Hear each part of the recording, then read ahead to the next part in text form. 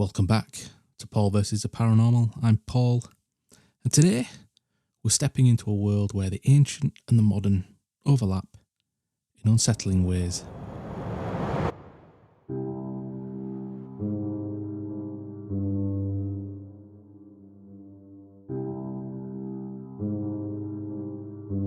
Japan is a country of contrasts.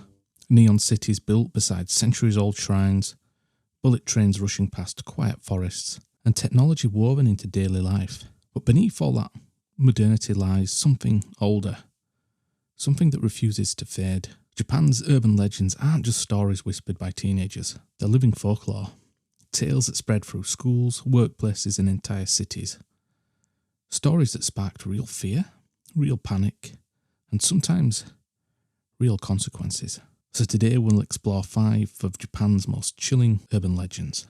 Kisaragi Onna, the Slit-Mouthed Woman. Teke Teke, the girl who dragged herself through the night. Aka Manto, the red cloak in the bathroom. The Kisaragi Station mystery. And the cursed pop-up known as the Red Room. So, settle in, turn the lights down, and let's walk together into the shadow of Japan's modern myths. Number 1, Kisaragi Onna, the Slit-Mouthed Woman. You're walking home at night. A woman approaches.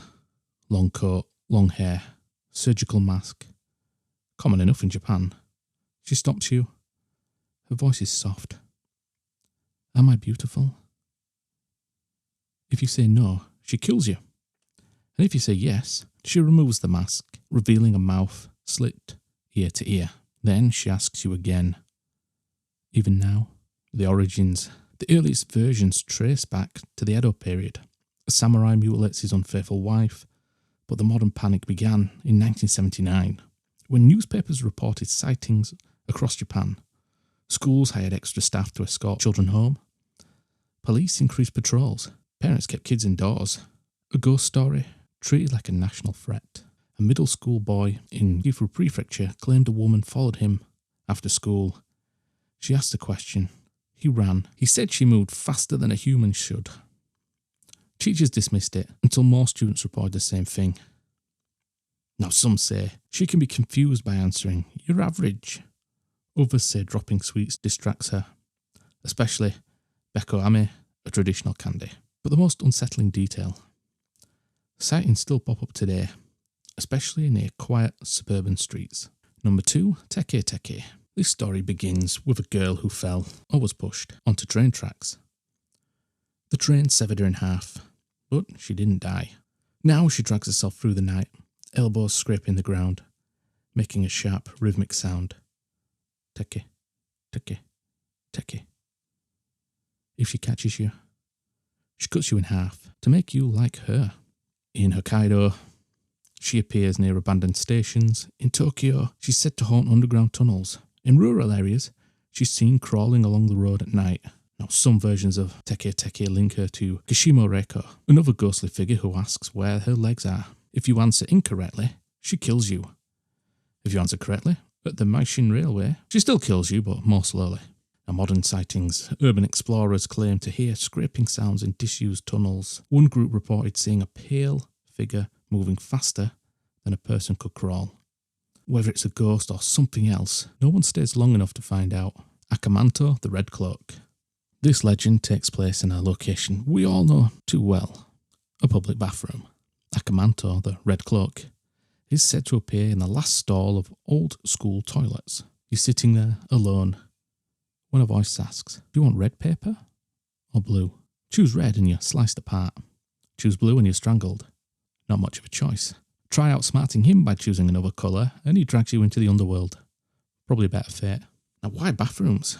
In Japanese folklore, bathrooms are liminal spaces, places between the living and the dead. They're quite isolated, quiet, and often associated with impurity. Some schools reportedly remove doors from certain stalls to stop students from scaring each other with the story. The only escape is to say, "I don't need any paper." You say that and Aka Manto disappears. Also, the legend claims. Kisaragi Station. This legend is different because it unfolded online in real time. In 2004, a woman using the name Hasumi posted on a Japanese message board. She said that she was on a train that skipped her usual stop, then another, and another. Eventually, the train stopped at a station she'd never heard of. Kisaragi Station. There was no staff, no passengers, no exits. Just a long, empty platform. Asumi described hearing drums in the distance. She tried calling the police. They told her no such station existed. She walked along the tracks hoping to find help. Her final message said, "I can hear someone. I'm going to ask if they know the way." She was never heard from again. This could be a ghost station, a slip into another dimension, a cautionary tale about late night travel, the horrors that is actually public transport, or an early example of interactive horror storytelling.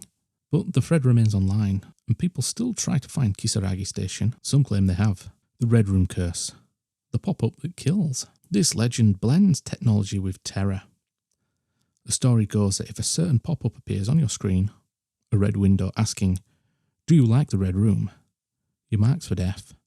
Victims are later found dead in their homes, the walls painted with their own blood. This legend grew after a real-life murder case in the early 2000s, where a killer was said to be obsessed with a flash animation featuring the Red Room pop-up. It taps into modern fear, technology invading our personal space, a ghost in the machine, the modern rise of AI.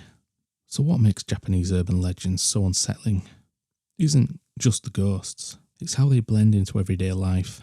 A masked woman on a quiet street, a late night train platform, a school bathroom, a strange pop-up on your computer. These stories take the ordinary and twist it. Japan's urban legends endure because they speak to deeper fears. Fear of strangers, fear of isolation, fear of the unknown waiting just out of sight. And in Japan, those fears walk beside you. And if you've enjoyed today's episode, please give it a like and a follow. Share it with somebody else who likes these kind of mysteries. And we'll be returning to Japan for some more urban legends. And until then, stay spooky.